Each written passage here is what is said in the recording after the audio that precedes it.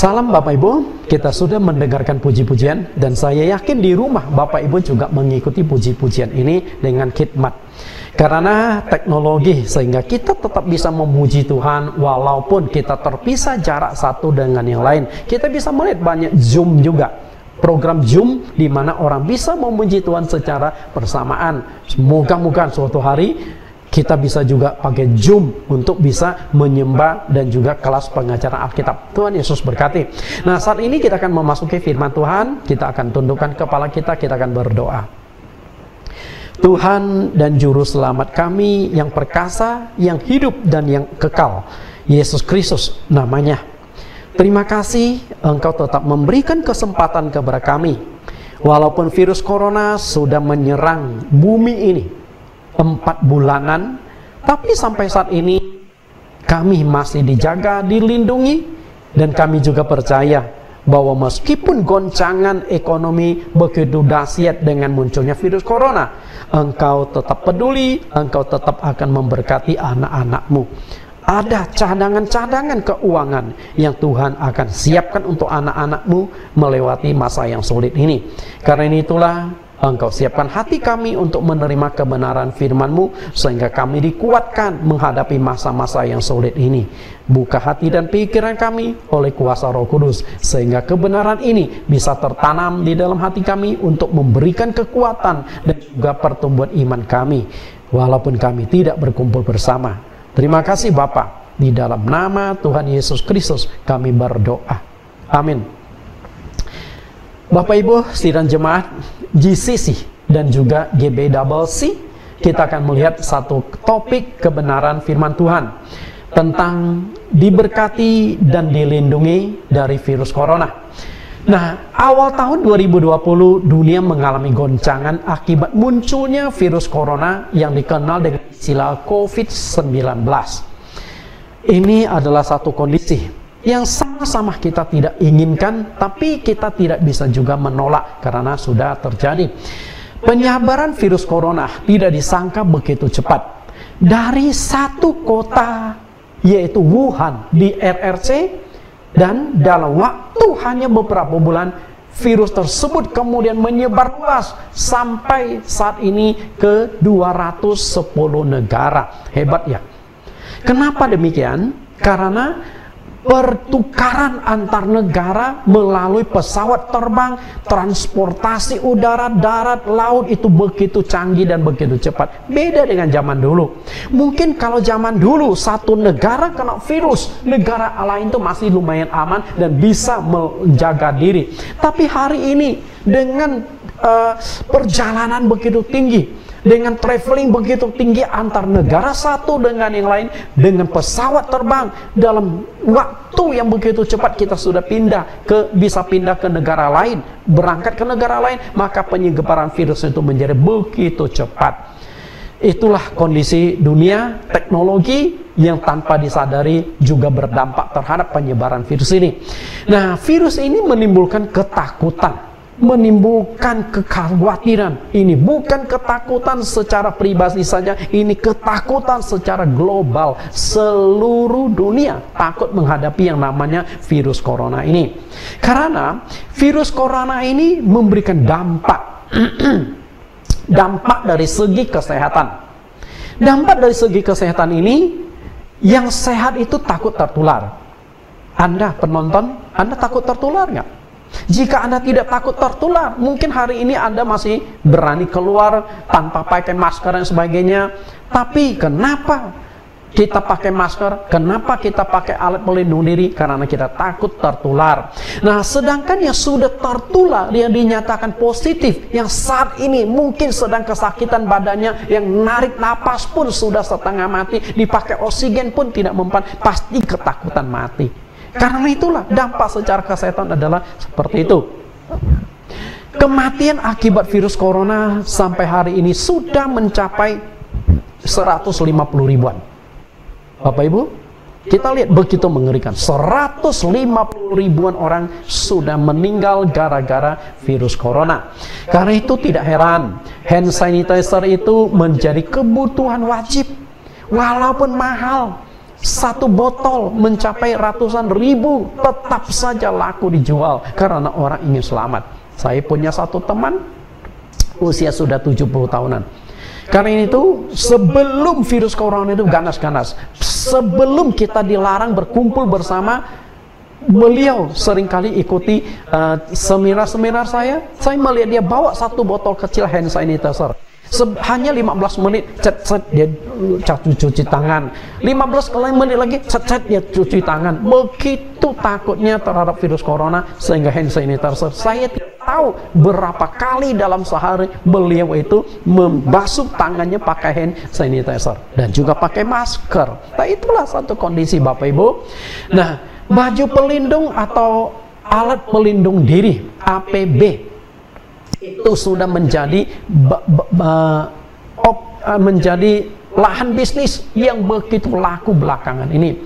Boleh dikatakan terutama para medis ini menjadi robot-robot, sudah menjadi manusia-manusia luar angkasa. Semuanya pakai baju alat pelindung.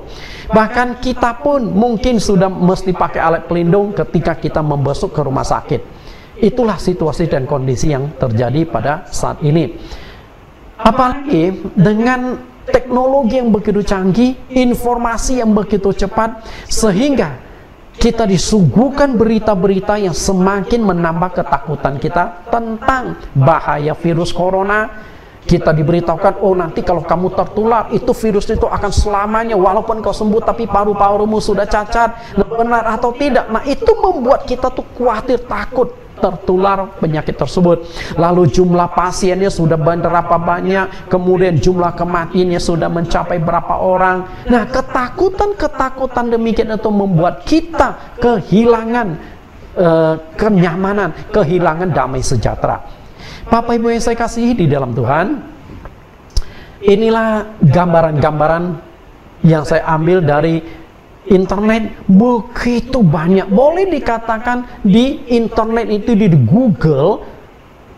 Google Images itu, semua gambar belakangan itu semuanya berbicara tentang virus-virus corona. Sungguh mengerikan, begitu hebatnya virus corona itu menguasai teknologi manusia.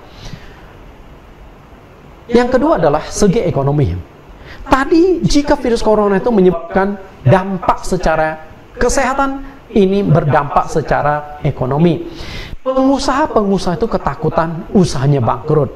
Gimana nggak bangkrut? Usaha nggak bisa jalan, pabrik tidak bisa jalan, karyawan tidak ada.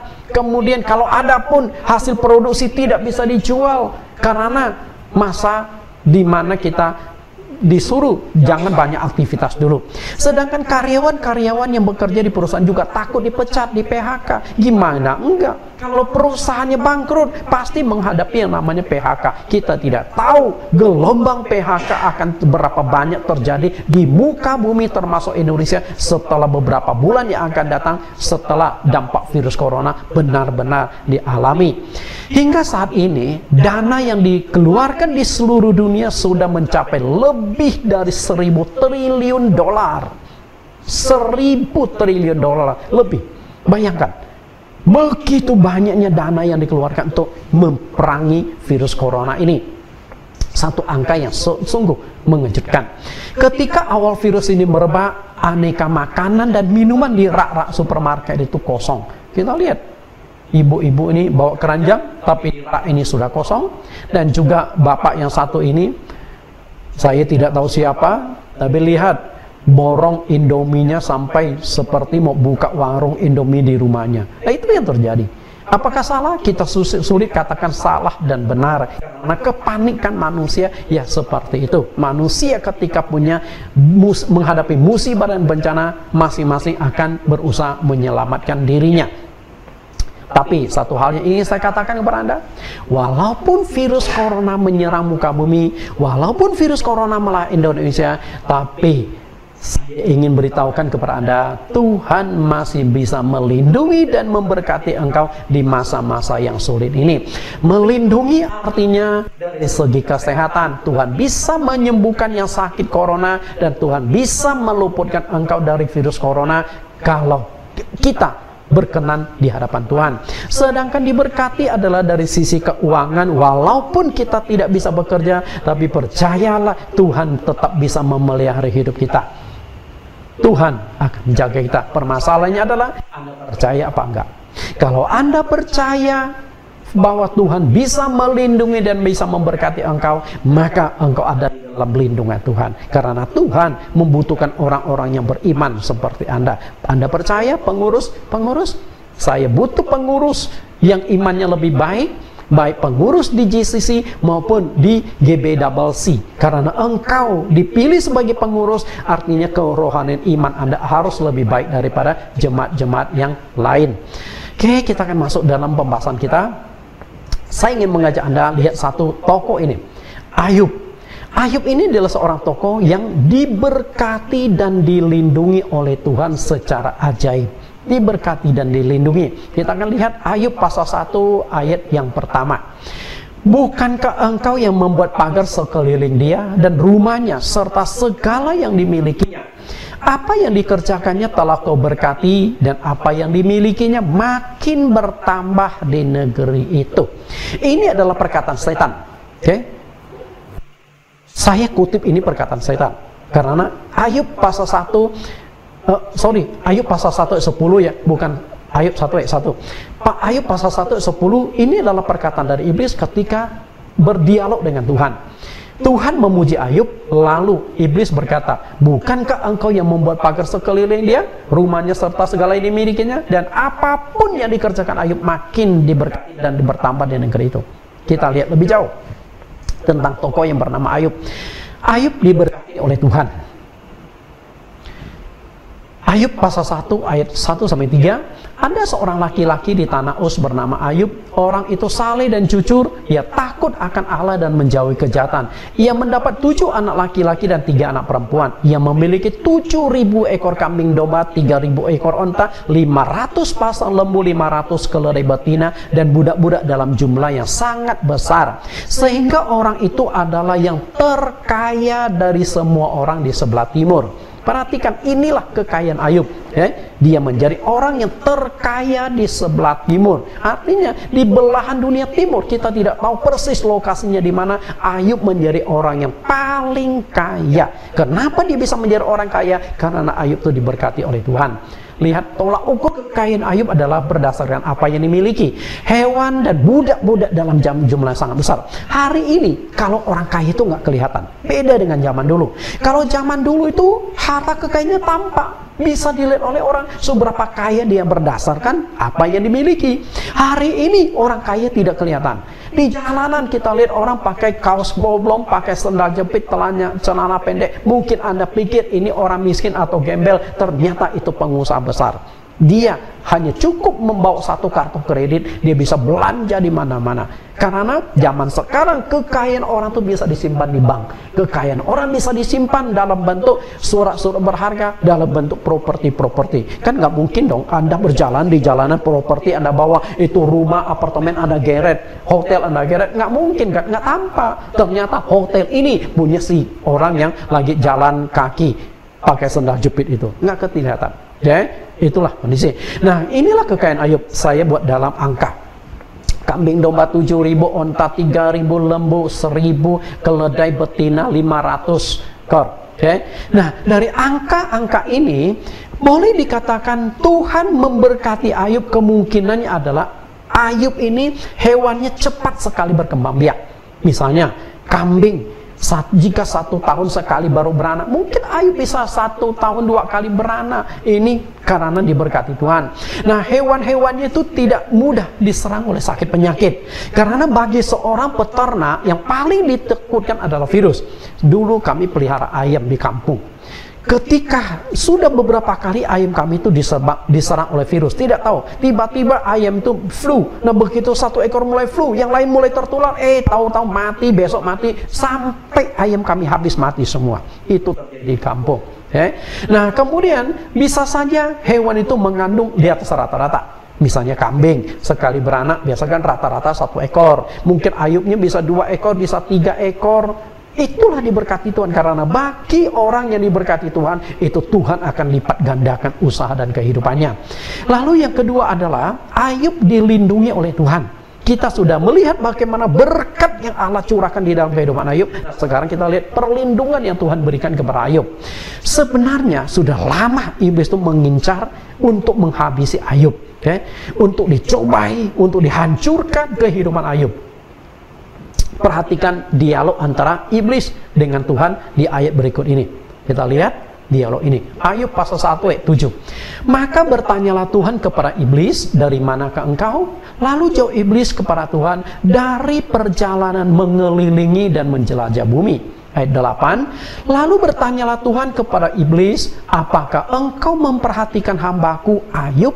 Sebab tiada seorang pun di bumi ini seperti dia yang demikian saleh dan jujur, yang takut akan Allah dan menjauhi kejahatan.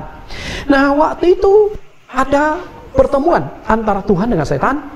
Nah, waktu pertemuan itu Tuhan bertanya kepada setan, you dari mana? Setan ngomong, dari perjalanan menjelajah dan mengelilingi bumi. Lalu Tuhan bertanya, apakah engkau perhatikan hambaku Ayub?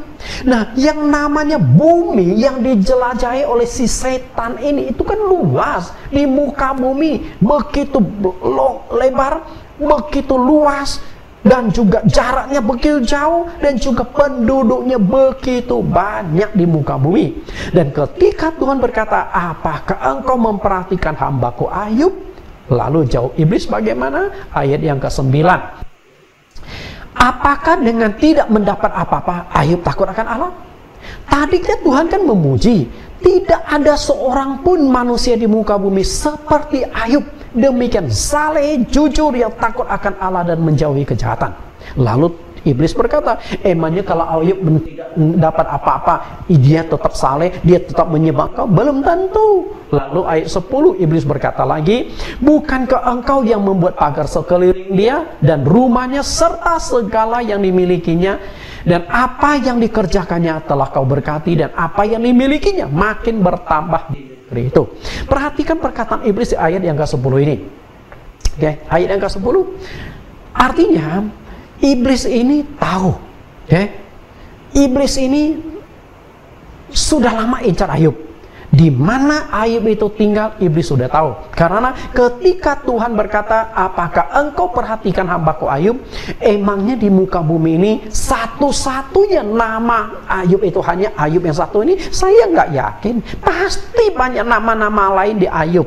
Contoh saudara, nama saya Nathan. Kayaknya di muka bumi yang namanya Nathan itu mencapai ratusan ribu, kalau nggak mau ratusan juta ya.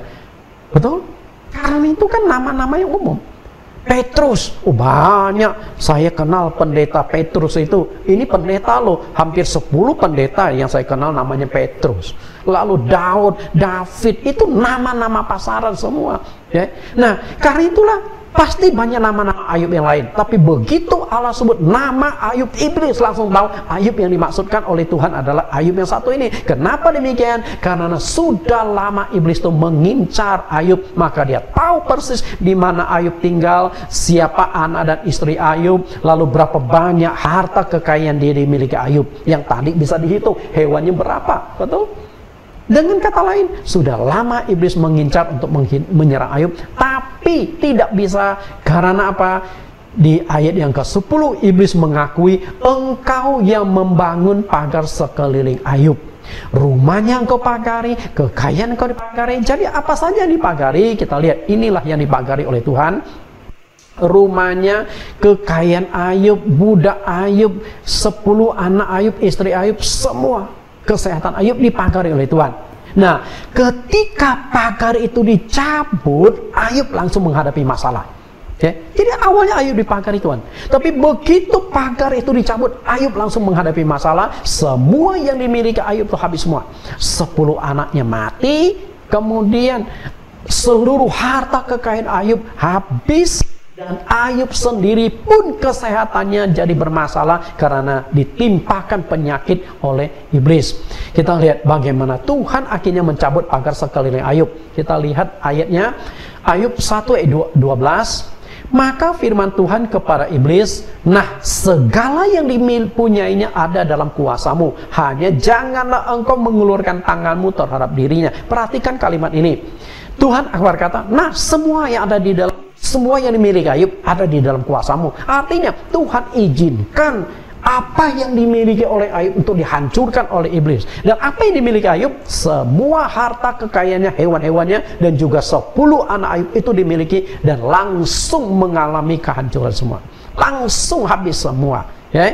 Dan akhirnya setelah mendapatkan izin dari Tuhan, iblis mulai pergi dari hadapan Tuhan. Untuk apa? Karena iblis ingin menyerang Ayub. Jadi saat itu kemudian Tuhan cabut pagar sekeliling. Berarti selama ini Tuhan yang memagari Ayub loh. Okay? Nah kalau Tuhan bisa pagari Ayub, tentu Tuhan juga bisa pagari Anda dari virus corona. Karena Tuhan bisa kok, Tuhan sanggup kok, tidak ada yang mustahil. Kita lihat semua kekayaan Ayub, kemudian Ayub ditimpa penyakit kanker kulit, lalu 10 anak Ayub mati semua. Lalu bagaimana cara iblis menghancurkan kehidupan Ayub? Media apa yang dipakai oleh iblis untuk menghancurkan Ayub? Ternyata medianya melalui perampokan. Jadi lembu sapi Ayub habis karena dirampok orang. Kemudian melalui peperangan. Nah ini onta-onta Ayub semua diambil alih oleh, semua direbut oleh tentara-tentara orang Kasdim. Kemudian api turun dari langit membakar habis semua kambing domba Ayub. Lalu untuk membunuh anak-anak Ayub digunakan angin topan.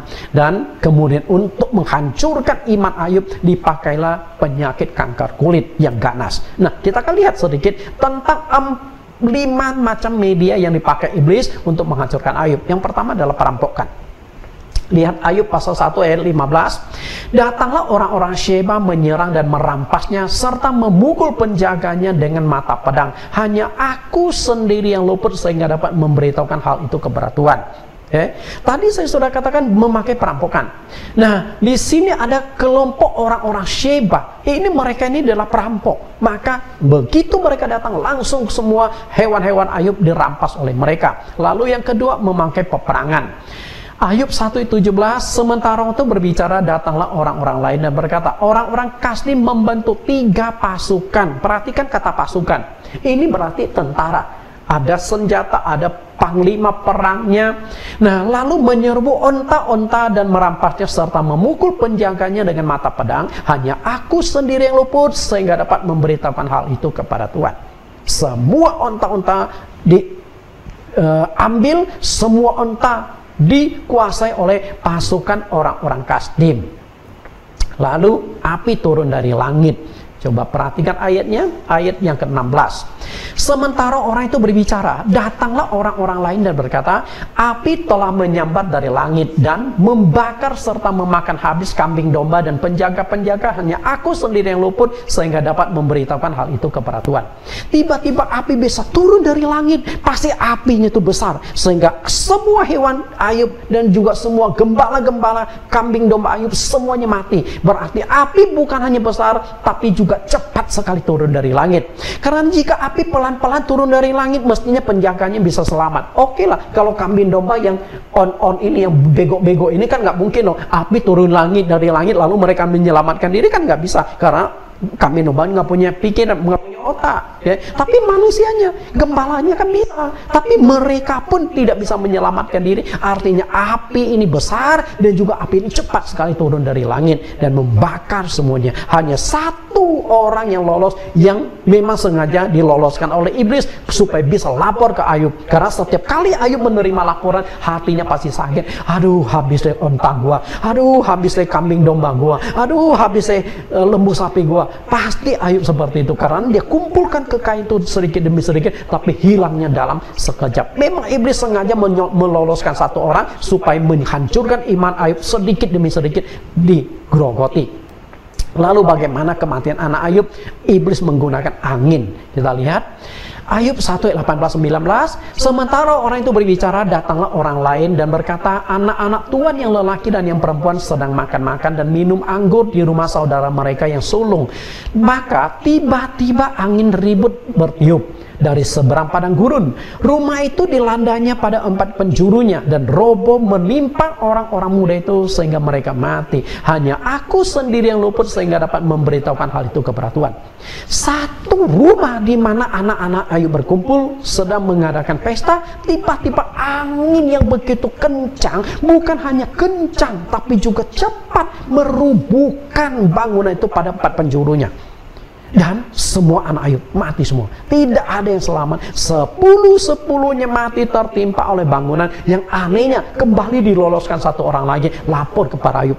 Pasti Ayub itu shock, kaget. Karena apa? Kemarin masih bersama dengan 10 anaknya, masih bisa bercanda dengan 7 laki-laki 3 perempuan. Tapi hari ini tahu-tahu sudah meninggalkan Ayub selamanya karena mati ditimpa oleh bangunan. Shock nggak? Kaget nggak? Ya, Anda harus lihat di posisi seperti Ayub itu. Kalau itu menimpa Anda, saya percaya Anda pasti shock, bisa pingsan Anda mendengarkan berita itu. Tapi iblis sengaja meloloskan satu orang, mengirim orang itu memberitahukan kepada Ayub. Lalu yang terakhir adalah penyakit. Ayub 2 ayat 7-8. Kemudian iblis pergi dari hadapan Tuhan, lalu ditimpanya Ayub dengan bara yang busuk dari telapak kakinya sampai ke batu kepalanya. Lalu Ayub mengambil sekeping beling untuk menggaruk-garuk badannya sambil duduk di tengah-tengah abu. Kita lihat iblis pergi dari hadapan Tuhan lalu ditimpa Ayub dengan bara. Bara ini adalah semacam penyakit borok. Jadi kalau orang kena bara ini, badannya akan muncul bentol-bentol, lalu gatal, pecah, bernanah, itu baunya minta ampun. Itu penyakit kanker kulit yang ganas. Bapak Ibu yang saya kasihi, dari kisah Ayub ini kita dibukakan suatu rahasia. Ternyata iblis bisa menggunakan segala sesuatu yang biasa kita jumpai di dunia. Bahkan media-media yang dipakai Ayub ini, media yang sering kali kita jumpai dan sering kita pakai, kita butuhkan. Kita lihat iblis bisa memakai peperangan. Yang namanya peperangan itu dari zaman dulu sampai sekarang itu ada. Bahkan semakin hari senjata itu semakin canggih. Nah, iblis bisa bermain. Saya khawatir Perang Dunia Ketiga itu dipicu oleh setan. Misalnya, setan lalu mulai merasuki seorang presiden yang punya pegang tombol nuklir. Dia masuk ke ruang nuklir, dia sengaja pencet tombol kayak main organ. Apa akibatnya Bapak Ibu? Oh, mengerikan. Kalau setan sudah mulai merasuki pikiran atau otak dari yang punya tombol nuklir, wah, itu mengerikan sekali. Perang dunia, hancur dunia. Lalu, iblis bisa memakai orang jahat. Banyak orang jahat kok di Indonesia. Gara-gara virus corona, Menteri Hukum Yasona Lawli telah meloloskan ribuan orang dari penjara karena takut mereka di penjara itu ada yang satu sakit lalu menular satu dengan yang lain. Nah, setelah mereka keluar dari penjara, kira-kira mereka jadi orang baik nggak? Saya tidak yakin, karena setelah dilepaskan 1 minggu ternyata ada yang sudah ditangkap lagi. Setelah dicek, itu mantan residivis, mantan orang yang sudah di dalam penjara. Karena itu untuk mentobatkan seseorang tidak gampang. Banyak orang jahat, banyak begal-begal. Iblis bisa memakai orang-orang jahat. Lalu api turun dari langit. Bayang nggak? Api itu kita butuhkan untuk masak, tapi api bisa dipakai oleh iblis. Lalu bisa pakai angin. Yang namanya angin juga kita temukan kok. Kita juga membutuhkan angin. Kita juga berhidup, bernafas menggunakan udara. Tapi angin bisa dipakai iblis untuk membunuh semua anak Ayub. Kemudian bisa menggunakan penyakit, lalu bisa menggunakan pasangan hidup.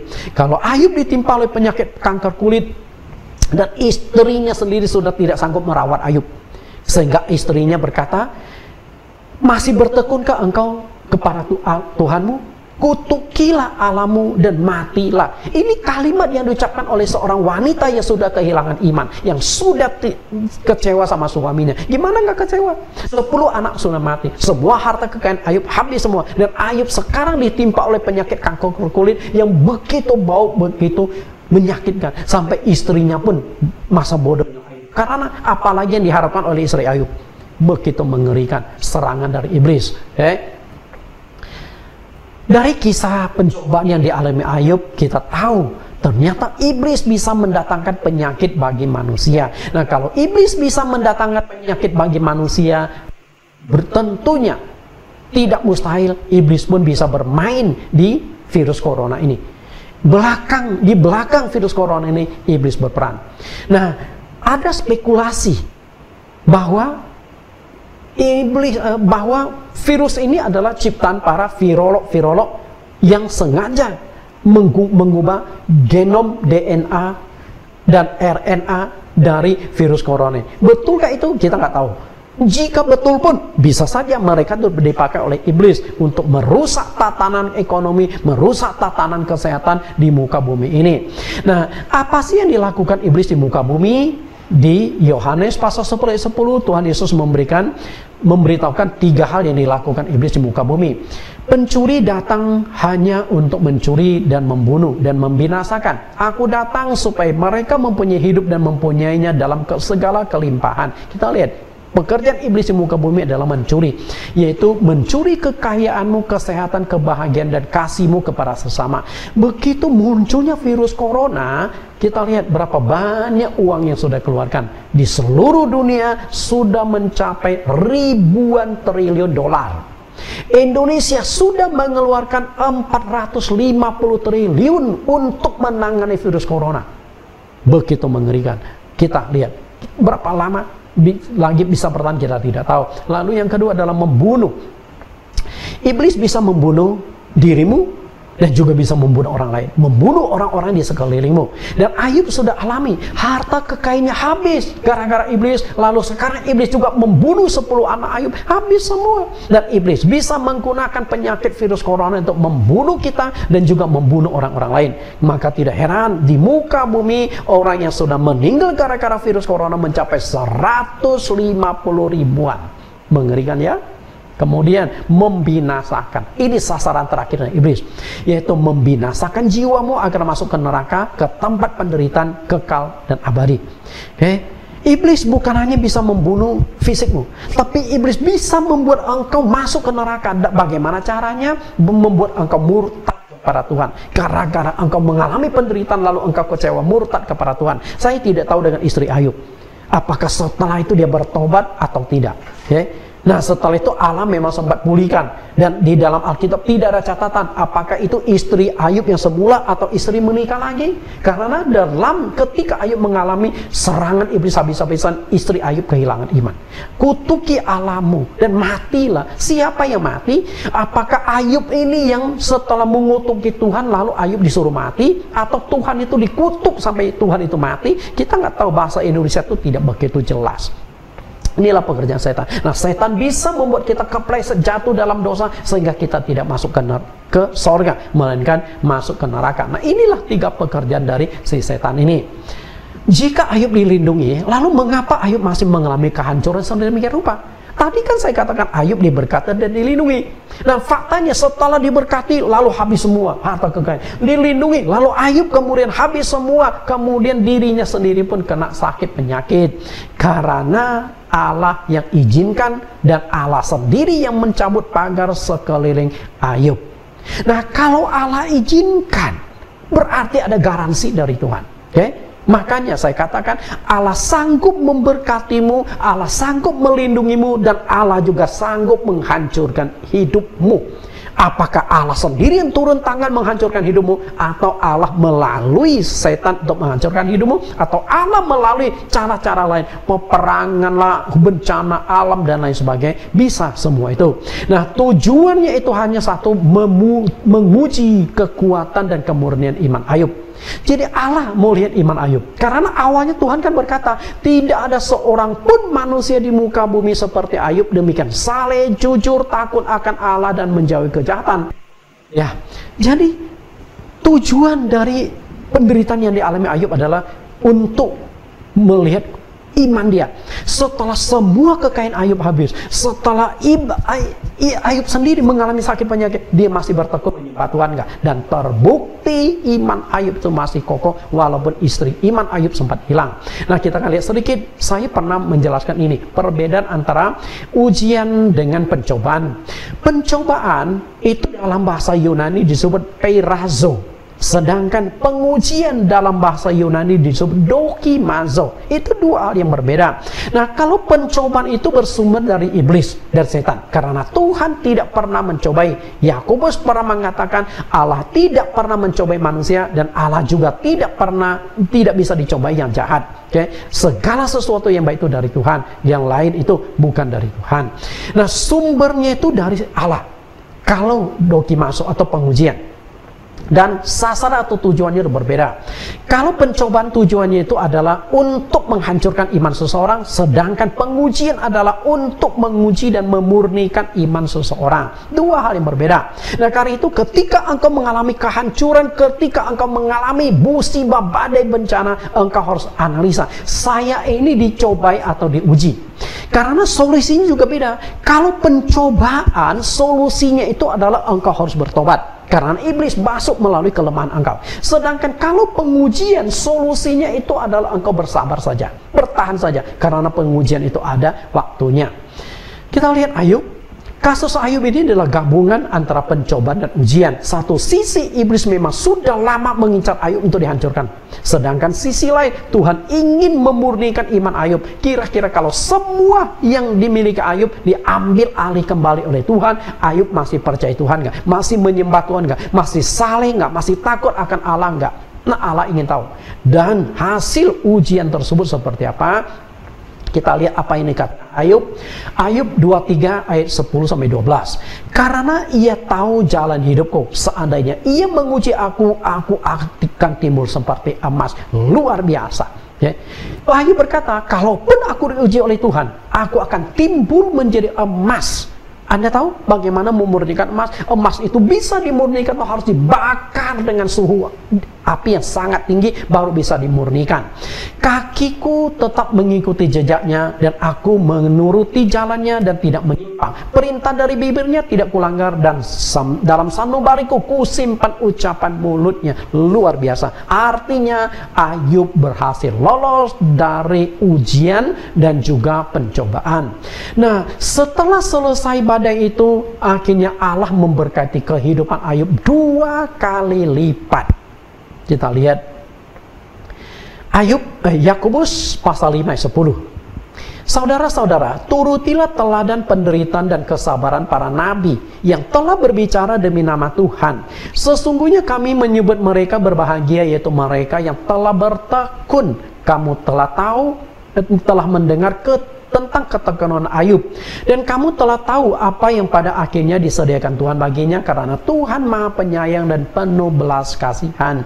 Nah, penulis kitab Yakobus menulis kembali kisah Ayub, sejarah Ayub, bagaimana dia menghadapi berbagai macam penderitaan. 10 anaknya mati, semua harta kekayaan Ayub habis, lalu Ayub sendiri kena kanker kulit yang ganas. Tapi di sini dikatakan kesalehan dan ketekunan iman Ayub. Setelah itu Tuhan sediakan pada akhirnya, artinya setelah semua itu lewat, Tuhan berikan kembali. Berapa banyak? Tuhan kembalikan 2 kali lipat. Lihat Ayub 42 ayat 10. Lalu Tuhan memulihkan keadaan Ayub sehingga ia meminta doa untuk sahabat-sahabatnya, dan Tuhan memberikan kepada Ayub 2 kali lipat dari segala yang dipunyainya dahulu. Perhatikan, 2 kali lipat, lalu yang dipunyainya dahulu. Artinya sebelum dicobai kekayaan Ayub sekian, sesudah mengalami pencobaan kekayaan Ayub menjadi 2 kali lipat. Nanti saya akan sajikan angka-angkanya Bapak Ibu sebagai pembanding. Tuhan kembalikan 2 kali lipat. Ayub, kita lihat Ayub 42 tadi, ayat 12. Tuhan memberkati Ayub dalam hidupnya yang selanjutnya lebih daripada hidupnya yang dahulu. Ia mendapat 14.000 ekor kambing domba dan 6.000 onta, 1.000 pasang lembu dan 1.000 ekor keledai betina. Ia juga mendapat 7 anak laki-laki dan 3 anak perempuan. Saya akan berikan perbandingan angka. Perhatikan baik-baik perbandingannya. Setelah Ayub dipulihkan, dikembalikan 2 kali lipat. Anak, sebelum Ayub mengalami kehancuran, 7 anak laki-laki, 3 anak perempuan, dan setelah semuanya mati, Tuhan kembalikan angkanya persis. Dan jenis kelaminnya juga persis. Artinya apa? Tuhan kalau izinkan terjadi dalam hidupmu penderitaan, Tuhan berani garansi. Ini garansi yang sempurna. Kemudian kambing domba, Sebelumnya 7.000 ekor, setelah itu dipulihkan jadi 14.000. Awalnya 3.000 unta jadi 6.000. Lembu awalnya 500 pasang menjadi 1.000 pasang. Okay. Nah kemudian keledai yang awalnya 500 ekor menjadi 1.000 ekor. Kalau melihat disajikan angka-angka demikian, kira-kira badai kesulitan penderitaan itu sesuatu yang menakutkan atau tidak? Kalau kita seperti Ayub, Tuhan izinkan terjadi, percayalah Tuhan akan kembalikan 2 kali lipat dalam hidupmu. Virus corona mungkin sudah merebut kekayaanmu, merebut kesehatanmu, tapi percayalah kalau engkau tetap bersandar kepada Tuhan, engkau mengalami serangan dari iblis melalui virus corona. Karena ujian dari Tuhan, engkau pasti dikembalikan 2 kali lipat. Tapi kalau virus corona menyerang Anda karena dosa Anda, keteledoran Anda, maka itu bukan garansi dari Tuhan. Karena itulah sebagai orang, kita satu sisi tetap beriman kepada Tuhan, hidup dengan benar seperti Ayub di mata Tuhan, dan juga taati anjuran pemerintah. Misalnya cuci tangan, lalu menjaga jarak, pakai alat pelindung diri. Nah dengan demikian, kalau andai kata Anda hidup benar, kemudian Anda juga sudah menjaga seperti anjuran pemerintah, masih kena virus corona, berarti Tuhan izinkan. Kalau Tuhan izinkan, percayalah berkat itu tidak lama lagi akan diturunkan di dalam hidupmu, sama seperti Ayub. Kita belajar apa sih yang menjadi rahasia Ayub diberkati, bagaimana Ayub memohon diberkati dan dilindungi oleh Tuhan. Kita lihat satu ayat terakhir, Ayub 1 ayat 1. Ada seorang laki-laki di tanah Uz bernama Ayub. Orang itu saleh dan jujur, ia takut akan Allah dan menjauhi kejahatan. Inilah rahasia, kunci bagaimana Ayub diberkati dan dilindungi. Karena itu, jika hari ini engkau ingin diberkati dan dilindungi oleh Tuhan, kuncinya hanya 4. Yang pertama, saleh. Saleh ini berbicara tentang iman, tentang ibadah. Karena itu, walaupun di gereja kita tidak bisa beribadah, saya melihat di rumah Anda masing-masing beribadah enggak? Karena ketika di live streaming, saya bisa pantau berapa orang yang sedang menonton live streaming ini. Jemaat kita ada 100 lebih. Kira-kira dari 100 lebih jemaat ini, dan juga saya tidak tahu persis jemaat GBCC, gembala Anda yang tahu Pak Kem, tapi intinya, jika kami lihat persentase yang menonton video ini, enggak begitu banyak, berarti ibadah Anda bermasalah. Tidak bisa beribadah gereja, lalu Anda tidak beribadah di rumah. Contohlah para Ayub, seorang yang saleh, tekun beribadah, berdoa kepada Tuhan. Yang kedua adalah jujur. Nah, engkau ingin menjadi orang berhasil, engkau harus jujur. Bisnis apapun, kejujuran itu penting, integritas itu penting. Tidak ada orang yang bisa bekerja sama dengan engkau kalau engkau tidak jujur. Hari ini mungkin Anda dapat pesanan masker 1000 lusin, dan Anda kirimkan dengan jujur nggak? Kirimkan yang baik nggak? Hand sanitizer, dan itu asli nggak? Dan ketika Anda kirim sesuai dengan pesanan Pak nggak? Itu semua kejujuran. Tidak ada orang yang mau bekerja sama dengan orang yang tidak jujur, yang tukang makan uang. Karena itu Ayub bisa diberkati karena dia seorang yang jujur. Mungkin jujur juga dengan gembala-gembalanya. Oke, kita hitungannya begini ya, upahmu begini ya. Ayub begitu jujur sehingga gembala-gembalanya itu senang bekerja dengan Ayub. Maka Ayub diberkati, dan Ayub kan nggak mungkin gembalakan hewan yang begitu banyak, ribuan ekor, nggak mungkin. Maka dia banyak menggunakan budak-budak dan gembala-gembala, dan mereka bekerja dengan senang kepada Ayub karena seorang yang jujur, nggak macam-macam. Yang ketiga adalah takut akan Allah. Nah, takut akan Allah ini jangan seperti takut para polisi. Nggak ada polisi ngawas kalau kita seenaknya. Tapi kalau ada polisi, kita cepat-cepat baik-baik. Yang nggak pakai helm, tiba-tiba pakai helm. Yang nggak pakai seatbelt di mobil, tiba-tiba pakai seatbelt karena ada polisi di depan. Banyak orang takut Allah seperti takut pada polisi. Jangan seperti itu. Takut akan Allah itu harus seperti Ayub. Allah itu roh. Manusia nggak bisa melihat dia, tapi dia tetap melihat loh. Apa yang kita kerjakan dia lihat loh, dan menjauhi kejahatan. Kalau engkau punya rasa takut kepada Allah di dalam hatimu, engkau pasti menjauhi kejahatan. Perkataanmu engkau jaga, perbuatanmu engkau jaga, pikiranmu engkau jaga. Kalau hidupmu seperti ini, saya jamin engkau pasti diberkati Tuhan, pasti dilindungi oleh Tuhan. Karena Tuhan mencintai orang-orang seperti Ayub ini. Demikian saleh, jujur, takut akan Allah, dan menjauhi kejahatan. Saudara-saudara yang saya kasih, demikian firman Tuhan hari ini. Kita akan tundukkan kepala, kita akan berdoa untuk firman Tuhan saat ini. Terima kasih Tuhan dan Juru Selamat kami yang hidup, Yesus Kristus. Engkau sudah menyertai kami dan kami sudah melihat satu kebenaran bahwa Engkau bisa memberkati orang, bisa melindungi orang. Engkau juga bisa mencabut semua berkat dan perlindungan oleh Engkau itu. Karena itu Engkau punya otoritas di dalam kehidupan kami. Karena itu Tuhan, melalui pelajaran hari ini kami belajar, mata pikiran kami dibukakan.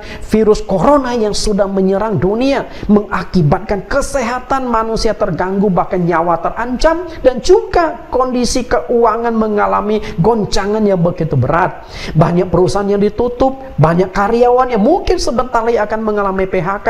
Tapi kami percaya kalau kami hidup seperti Ayub di mata Engkau, Engkau pasti melindungi kami, pasti memberkati kami, meskipun saat ini badai sedang berlangsung. Dan setelah badai ini terjadi, badai ini sudah lewat, berkat dan perlindungan akan Tuhan berikan. Karena itulah saat ini pun Tuhan bisa memberkati kami di saat yang sulit, dan Tuhan bisa melindungi kami dari virus corona. Maka kami serahkan hidup kami, seluruh jemaat CMC GCC dan juga GBI Double C, baik pengurusnya maupun gembalanya, kami serahkan di dalam perlindungan dan berkat Engkau.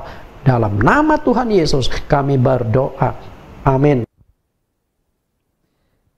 Haleluya Bapak Ibu dan saudaraku yang saya kasihi. Bagaimana Bapak Ibu sudah mengikuti khotbah tadi dari Pak Nathan? Saya mau nanya dulu, kira-kira judulnya apa hari ini? Dan apa yang Bapak Ibu rasakan hari ini? Dan apa yang Bapak Ibu dapatkan lewat firman Tuhan hari ini? Sebelumnya kami atas nama seluruh pengurus GBI Double C Latu Menteng dan juga atas nama channel KMTT dan juga di Facebook, kami mengucapkan terima kasih buat Pak Nathan yang luar biasa Pak. Terima kasih Pak buat firman Tuhan-Nya yang sudah memberkati kami, menguatkan kami hari ini. Kami hari ini belajar satu teladan kehidupan daripada Ayub. Bagaimana Ayub dilindungi, bagaimana Ayub dipagari, bagaimana Ayub dibentengi, bagaimana Ayub ditolong oleh keluarganya, usahanya, semuanya dipagari Tuhan dengan luar biasa. Itu pun kami harapkan terjadi di GBI Double C Latu Menteng, buat jemaat Tuhan yang ada, buat yang menyaksikan ini, buat semua kita yang ada. Kita dilindungi, kita dipulihkan, kita ditolong sebagaimana Tuhan menolong dan memulihkan keadaan Ayub. Khotbah sesi yang kedua. Ya, Bapak Ibu pastikan untuk mendapatkan pertolongan dan perlindungan Tuhan. Nah, saudaraku yang saya kasihi, kita sudah berada di penghujung ibadah ini dan sebentar kita akan saksikan pengumuman yang saya siapkan. Kurang lebih 30 detik. 30 detik singkat dan kita akan saksikan lewat slide yang saya sudah siapkan. Mari kita sama-sama menyaksikan pengumuman ini.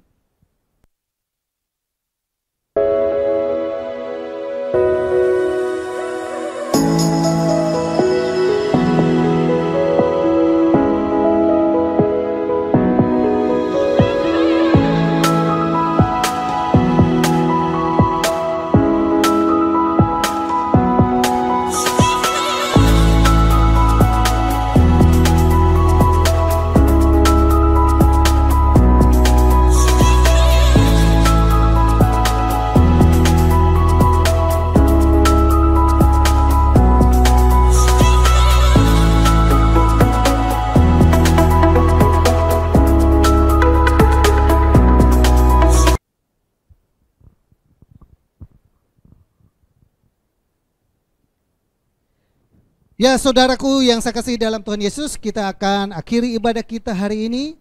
Amin. Bapak Ibu semua diberkati, Bapak Ibu yang ibadah ini dari awal sampai selesai, kami berharap bahwa Bapak Ibu pasti diberkati. Kenapa? Karena betapa agungnya ibadah yang dilakukan di hadirat Tuhan. Kita membawa hati kita, pikiran kita, kita fokuskan kepada channel ini. Kita fokuskan kepada Tuhan. Kita bawa dan sembahkan semuanya. Dan kita akhiri ibadah kita siang ini dengan doa. Dan Bapak Ibu boleh memberikan persembahan. Bisa nomor rekening yang ada di bawah ini. Persembahan maupun perpuluhan Bapak Ibu boleh memberikannya. Dan kami pergunakan untuk ibadah-ibadah live streaming sampai wabah ini benar-benar akhir, baru kita mulai ibadah lagi. Ya, Bapak Ibu dan saudaraku yang saya kasihi, kita arahkan iman kita, harapan pada Tuhan, kita berdoa dan kita bersafaat. Bapa kami dalam surga, dalam nama Yesus kami datang kepadamu Bapa, di akhir ibadah kami selalu datang menghampiri takhta kemuliaan-Mu, kemurahan-Mu, berkat anugerah-Mu yang tiada terhingga tak terbatas kami alami rasakan. Sebagaimana kami sudah diingatkan oleh kebenaran firman Tuhan, sebagaimana Tuhan menolong Ayub dengan luar biasa, Tuhan memulihkan Ayub, biarlah kami pun dipulihkan oleh Tuhan, kami ditolong, kami dipagari, kami dikuasai, kami diliputi, sehingga kami boleh melihat kemuliaan Tuhan memenuhi kami, memenuhi keluarga kami, memenuhi tangga kami, memenuhi bisnis kami, usaha kami, pekerjaan kami, keluarga, suami, istri, mantu, semua dipagari dengan luar biasa. Biarlah kuasa Tuhan yang dahsyat itu dinyatakan dalam kehidupan kami, dalam rumah tangga kami senantiasa diberkati Bapa. Hamba berdoa buat jemaat Tuhan yang saat ini berada dalam keadaan sakit. Hamba berdoa ulurkan tangan-Mu Bapa, menjamah dan memulihkan, sembuhkan mereka dalam nama Yesus.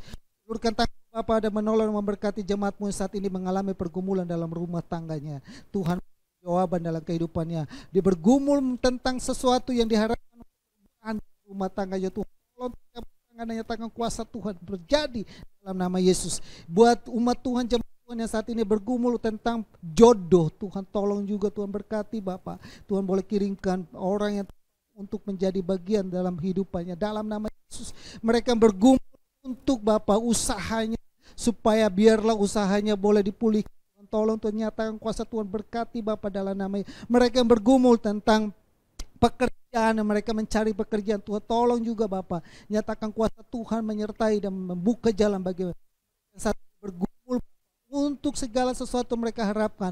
Biar Tuhan tolong senantiasa nyatakan kuasa Tuhan dalam kehidupan. Biar jemaat-Mu yang ada di GBI Double-C Latu Menteng, mereka mengalami terobosan, mengalami mereka kesembuhan. Yang menyaksikan channel ini pun sama, terobosan, pengampulian dalam kehidupan mereka. Terima kasih banyak Bapak yang baik, kami menyerahkan semua ini ke dalam tangan Tuhan. Biarlah kami juga berdoa buat bangsa dan serahkan bangsa ini ke dalam tangan Tuhan. Tuhan berkati bangsa ini. Kami juga berdoa buat semua pasien yang saat ini mengalami COVID-19. Tuhan tolong mereka sembuh, biar mereka aman dalam pemeliharaan-Mu, penyertaan-Mu Bapak. Bahkan kami berdoa buat tenaga medis yang ada, Tuhan berkati kehidupan mereka. Kami juga berdoa buat bangsa pilihan-Mu, Tuhan berkati bangsa ini Bapak. Oleh mereka kami dapat bagian keselamatan-Mu Bapak. Bapak yang baik, kami serahkan seluruh sidang jemaat-Mu, anak-anak-Mu yang menyaksikan channel YouTube ini, baik di Facebook maupun di YouTube ini, Tuhan berkati kehidupan mereka. Mereka yang terulurkan tangannya untuk memberkati kami dalam pekerjaan-Mu, dalam pelayanan ini, Tuhan senantiasa, Tuhan mencukupkan kehidupan mereka, Tuhan mengembalikan berlipat kali ganda. Tuhan menyatakan kuasa Tuhan selalu menyertai dalam kehidupan mereka. Berkati setiap tangan yang memberi Bapa. Kami mempertaruhkan seluruh sidang jemaat-Mu, anak-anak-Mu, dan semua kami yang ada dalam pemeliharaan-Mu. Kalau demikian saudaraku yang saya kasih dalam Tuhan Yesus, arahkanlah iman-Mu kepada Tuhan. Kita segala aktivitas kita di rumah maupun dimanapun, kemanapun, apapun yang kita lakukan hari ini, biarlah kita terima berkat damai sejahtera dari Allah Bapa, kasih sayang daripada Yesus Kristus, persekutuan dan penghiburan Roh Kudus, biarlah tetap tinggal menyertai kita mulai saat ini sampai Maranatha Tuhan Yesus datang kali yang kedua. Kami terima seluruh berkat Tuhan dan ibadah kami hari ini, Minggu 26 April 2020, di dalam nama Putra Yesus. Semua yang terjadi sama-sama kita katakan amin. Yesus memberkati. Bapak Ibu yang kasihi, minggu depan kita akan ibadah live streaming lagi dan kita akan disertai dengan perjamuan kudus. Kami mengharapkan jemaat Tuhan yang ada di GBI WC Lato Menten boleh mengikuti ibadah perjamuan kudus, dan juga yang ada di YouTube ini dan juga ada di Facebook. Semuanya kami mengharapkan untuk mengikuti ibadah minggu depan dengan perjamuan kudus. Dan bagi Bapak Ibu yang merasa diberkati melalui ibadah kita hari ini, subscribe kami dan bagikan ini, share link ini kepada rekan, sahabat, saudara yang ada di luar negeri, yang ada di dalam negeri, yang ada di pulau, yang ada di kampung, yang ada di pelosok manapun. Hari ini pun live streaming mereka diberkati. Amin Bapak Ibu. Salam, sampai ketemu lagi. Tuhan Yesus memberkati kita semua. Amin.